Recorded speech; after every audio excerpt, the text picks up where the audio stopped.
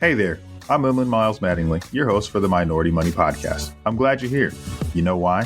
Because this is the place you can come to get your weekly finance, family, and fitness motivation, not only to experience success in those areas for yourself, but also to help others in our community achieve greatness too. Super happy that you're on the show with me, so let's jump right in.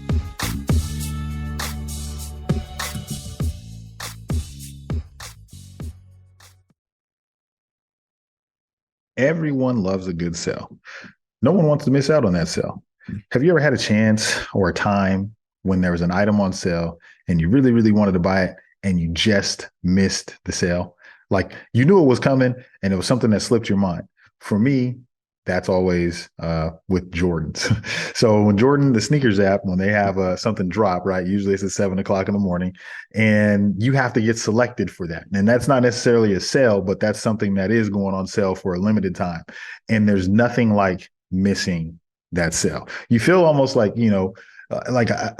it hurts sometimes, especially if it was something good. You've seen those Black Friday deals, the deals that come along right before the Super Bowl, so you can buy TVs at a really low discounted price.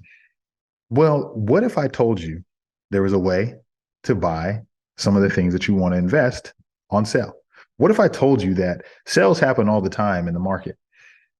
Welcome back to the Minority Money Podcast. I am your host, Miles-Mattingly, where we are changing the complexion of wealth.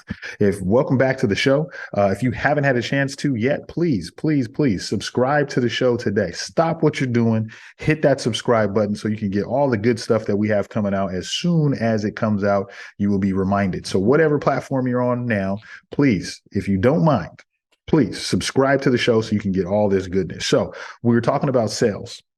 And we were talking about missing out on sales. And did you know that one of the biggest sales that happens is in the market? And we're talking stock market, right? The biggest sales that happen is in a down market. When things go down, we understand how stocks work and we know the price, right? So when stock prices go down, you can consider that a sale. And so one way that I like to talk to people about, or one way that I think is a great way for people that want to start investing. Because I get this question all the time. People will say, where do I start? What do I do? How do I know what to invest in and all that? And so I can't tell you what to invest in because I think that's very personal to each person. But what I can tell you is how to do it. And one of the methods that I like for people that are just starting out is dollar cost averaging. Okay, and that's dollar cost averaging. DCA is what the abbreviation for. So if you hear me say that in the show, the DCA, that's what I'm referring to. It's going to be dollar cost averaging. So what dollar cost averaging is it a systematic plan to purchase stocks at the same dollar amount every month. So it's basically what you're trying to do is one thing you can control in investing is the frequency in which you invest. You might not be able to control how much money you invest. You might not be able to control there's some things that you can't control, but the frequency in which you do it is something that you can control. One of the biggest examples of this, because a lot of times when I'm talking dollar cost averaging, people are like, well, what do I do? How do I do it? One of the biggest examples of this is in your retirement account.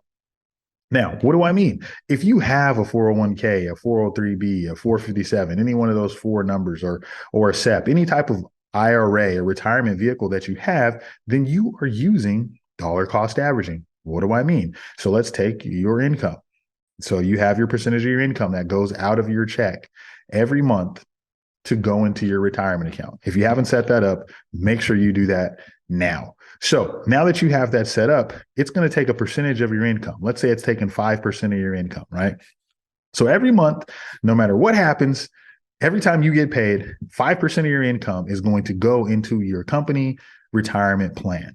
And what happens in that company retirement plan is it purchases shares of mutual funds, ETFs, stocks, whatever you have available inside of your retirement plan account. Now, this is dollar cost averaging. Why? Because what I told you dollar cost averaging is, it's a systematic purchase of investment vehicles on a given time frame every month. Okay. So what are you doing every month when you have that money come out? You're having a portion of your money go to purchase some things that you were invested in. This is what you do when you're working with your company. Now, why is this something that people would want to do? if you're starting investing. So what happens is you're buying, month over month, the market does change, right? 1 month, the market can be at this amount. 1 month, it could be at this amount. We can take a stock, for example, let's say Apple. 1 month, Apple could have a great month. Next month, Apple can be down a little bit. But what happens is if you're making those consistent purchases, let's just say you're making a $100 deposit into your investment account every month. And the shares that you're buying they're selling for $20 a share. So, in that first month, you're going to get 5 shares, right? So we have 5 shares because we bought $100 worth of shares. Now let's go to the next month. The next month, those same shares are not worth $20. Now they're worth $25. You're still doing $100 a month. That $100 now bought you 4 shares. Let's keep going in this same vein. Now we had a dip in the market. Right? We had a dip in the market, and those same shares, that same $100 that you've been putting in, it was getting you the first time we got 5 shares because it was $20 a share. The second time it went up to $25 a share. And let's throw a curveball in there. Let's say what happens if the market just happens to tank. Now that same fund that you were buying is only selling for $5 a share. So instead of getting the 5 that you got the first time you purchased it, now you can get 20 shares. Now, this is the part that makes it fun because we understand that the market is going to have its ebbs and flows. We know it's going to go up. We know it's going to come down. We know it's going to go sideways. We know it's going to do something, right? But in those times, you just bought your shares on sale. You didn't miss the sale because you had the systematic purchase already working in your favor. You were already making these purchases, regardless of what the market is doing, regardless if it's up, regardless if it's down, regardless how you feel about it. This is what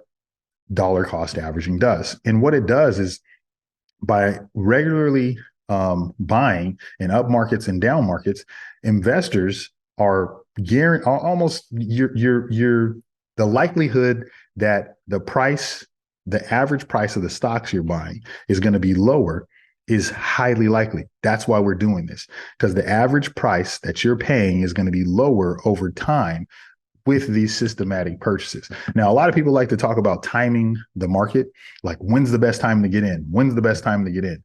Well, the best time to get in was 20 years ago. The next best time to get in is today, right? So if you haven't been in, then you need to do that. You need to make some investments. But one thing I'll say is it's not about timing the market. You will you will not be able to time the market. There's a lot of people out there that talk about this, but timing the market isn't what we're trying to do. We're trying to spend time in the market. It's not timing the market, it's time in the market. And I think that over the long term, when you're looking at the dollar cost averaging, you will always end out on top because it will cost you less by making these systematic purchases. One of the things that I love about this is that it's one of those things that you can set and forget. Now, when you're thinking about this, how do you set this up? Right? Do you do this on a monthly basis? Do you do this on a weekly basis? Do you do it on a quarterly basis? And the answer to that question is whatever works for you, because it's not so much about how much, how often. It's not about that. It's about doing something, because at the end of 10 years, 10 years is still going to pass. The question that you have to ask yourself is, at the end of my next 10 years, am I going to have some money saved, or am I going to have excuses made?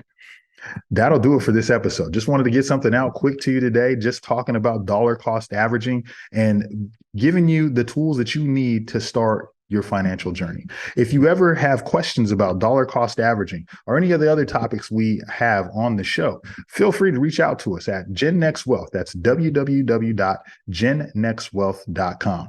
You can schedule your free consultation and we can talk about what dollar cost averaging means to you. Until next time, we are changing the complexion of wealth. Another great show down, but it doesn't have to stop there. Be sure to subscribe to the podcast on whatever podcast app you're listening on now, and give it a good rating, would you?